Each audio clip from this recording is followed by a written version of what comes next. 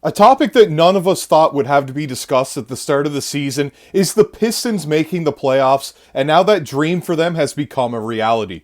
I'm your host, Joey Mercer. This is another episode of Joe Mercer Sports Podcast. And before we get into it there today, I just want to let everybody know, if you are watching this content, to make sure to go down below, hit that subscribe button, turn on the bell for notifications, and every single time we upload, you'll be able to stay up to date with our takes on the NBA. As long as you hit that subscribe button, turn on the bell for notifications, absolutely free, and you stay up to date yourselves. So without further ado, let's get right into the topic at hand today, which is the Pistons are back in the playoffs and take NBA record postseason losing streak into Game 1 versus the Knicks. This one's by Brian Mahoney of Yahoo Sports, and it's a good topic for me to talk about. It's been a while since this has happened. The last time they actually made the postseason was with Andre Drummond and Blake Griffin, and now completely different franchise. They've gone out, they obviously drafted Cade Cunningham first overall. They have some great role players, bench pieces, young guys. Even Jaden Ivey being hurt hasn't stopped them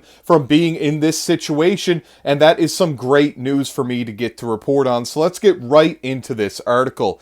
This one right here, you can see, says, the Pistons are back in the playoffs. New York beating Detroit had become something of an NBA certainty, with the Knicks doing it 16 straight times over a span of 5 years. The Pistons finally ended that streak with 3 wins over the Knicks during their massive 2024-25 turnaround season.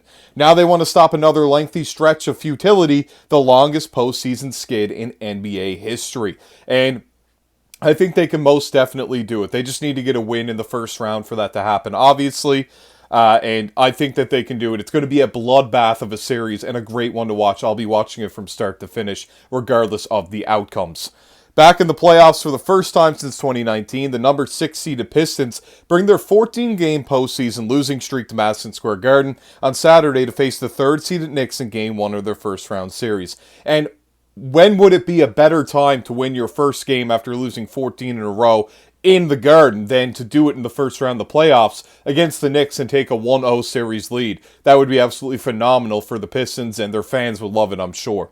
The Knicks know as well as anyone that the Pistons are nothing like the pushovers who went 14-68 just last season and set another NBA single-season record by losing 28 straight games at one point. New York hadn't lost to Detroit since November 6, 2019, before the Pistons took the final 3 meetings this season. So it's been a big turnaround, obviously. A completely different Pistons team. A big thing, I think, between this year and last year is their depth. Their role players have been so good. I mean, you have Tobias Harris. They also have Malik Beasley playing well on that team, Tim Hardaway Jr. So some really big bench pieces to add to their depth there, as well as guys that can legitimately start if injuries come about.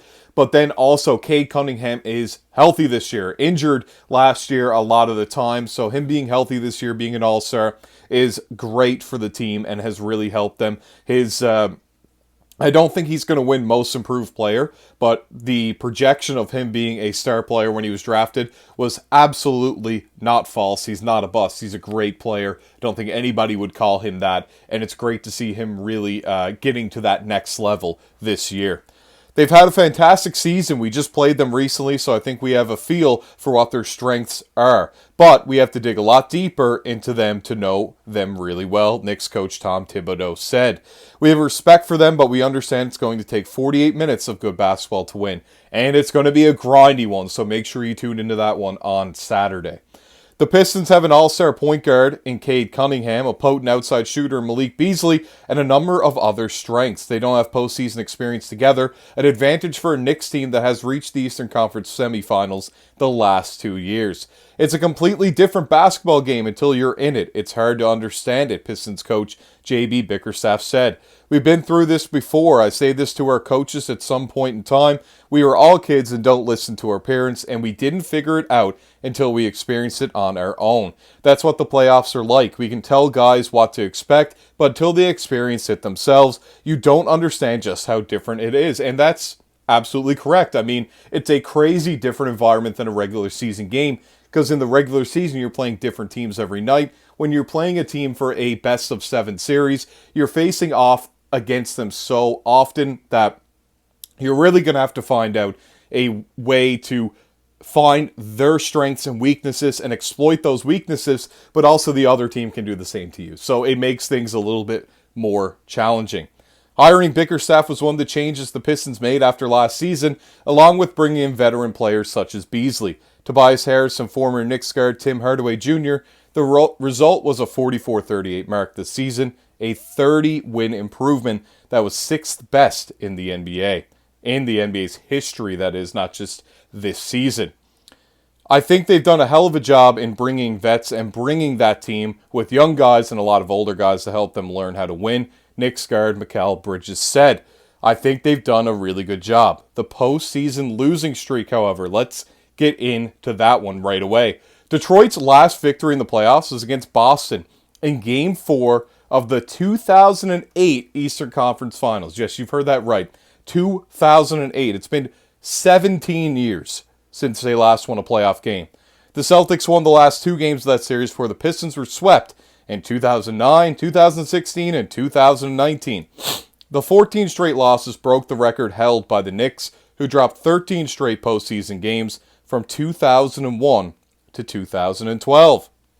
So, interesting there that the two teams that are facing off have had some lengthy losing streaks. The Knicks obviously picked things up over the past few seasons, but this will be the start of that, hopefully, and the projection for the Detroit Pistons. You can see here as well, it says rare rivals. The teams have such little postseason history that the Knicks have never defeated the Pistons in a 7-game series. Both their victories in 84 and 92 were first-round series that were best of 5. A format that no longer exists, and Detroit won 4-1 in the 1990 East semis, the only other meeting. Is Brunson still burning? Well, Jalen Brunson will try to pick up where he left off in the 2024 postseason when he averaged 32 points. The All-Star guard became the first player since Michael Jordan to have 4 straight 40-point games in the playoffs, and obviously he played absolutely phenomenal last year. It wasn't because of Jalen Brunson that they lost in the playoffs. Easy for Beasley is the last point they want to touch on, and I want to touch on. Beasley's 319 three-pointers were one behind Anthony Edwards for most in the NBA season, and actually went out and hit 7 in the final game of a game that didn't really matter, but mattered to him for those three-pointers made, so he could be number 1, but that just goes to show how good Malik Beasley was at shooting the ball this season, and it's the 8th most all-time. He barely missed this season at Madison Square Garden, going 13 for 18 behind the arc in the Pistons' 2 victories. That's crazy. That percentage right there, well above 50%, obviously, so he is going to be an absolute threat from behind the arc. This is all I've got to say about this right here now, about this first-round playoff series. But let me know what you think about these two teams. Do you think the Pistons are just going to ride the hot seat, so to speak? Are they going to be the team to take over and really beat the Knicks this year? Or is it just going to be the Knicks year again over the Pistons, who were so bad last year? You let me know what you think about this down in the comment section. Make sure to like the video if you made it this far. Subscribe to the channel. Turn on the bell for notifications. I'm your host, Joey Mercer, and I'll see you all in the next video.